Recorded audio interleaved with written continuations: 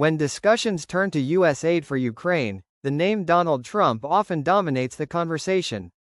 His skepticism, the "America First" rhetoric, and his direct influence on a segment of the Republican Party are undeniable factors. It's easy to frame the entire debate as simply a battle between those who support Trump and those who oppose him. However, to reduce the complex question of continued U.S. support for Ukraine to a mere Trump issue is to fundamentally misunderstand the myriad of geopolitical, domestic, and moral considerations at play. This video aims to peel back those layers, revealing why the Ukraine vote is a far more intricate weave of interests and ideologies than often portrayed. It's about more than just one man, it's about America's role in the world, its strategic priorities, and its very identity on the global stage. Beyond the immediate political headlines, the war in Ukraine represents a critical flashpoint for global security and U.S. geopolitical interests. The conflict challenges the post-World War II international order, where sovereign nations are not to be invaded by more powerful neighbors. U.S. support for Ukraine isn't just an act of charity, it's a strategic investment in deterring further Russian aggression and upholding the principle of national sovereignty.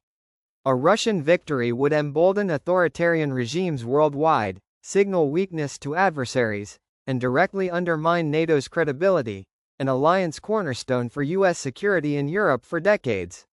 The cost of allowing Russia to succeed could be far greater in the long run, potentially necessitating a much larger and costlier U.S. intervention down the line, or leading to a destabilized Europe, a key economic and political partner. Understanding these broader implications is crucial to grasping why many, across the political spectrum, view Ukraine aid as vital.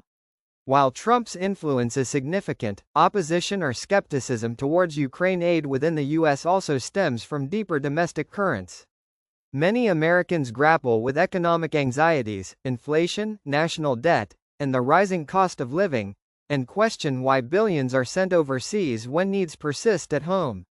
Fiscal conservatives, irrespective of their views on Trump, often prioritize domestic spending cuts and express concern over the sheer volume of foreign assistance. Furthermore, the debate has become intertwined with other domestic policy issues, most notably border security. Some lawmakers link their support for Ukraine aid to demands for stricter border enforcement, reflecting a broader isolationist sentiment that predates Trump and crosses party lines, albeit in varying degrees. These are genuine concerns, not simply partisan talking points, reflecting a struggle over resource allocation and national priorities that extends far beyond the personality of any single political figure. It's impossible to discuss the Ukraine vote without acknowledging the profound humanitarian and moral dimensions. The war has unleashed unimaginable suffering, millions displaced, countless lives lost, cities reduced to rubble, and widespread allegations of war crimes. For many, supporting Ukraine is a moral imperative, a stand against unprovoked aggression, a defense of human dignity, and an affirmation of democratic values against authoritarianism. The images of destruction and the stories of resilience resonate deeply, compelling a sense of solidarity and responsibility. From this perspective, the U.S., as a global leader and a champion of human rights, has a moral obligation to assist a nation fighting for its very existence and its people's right to self-determination.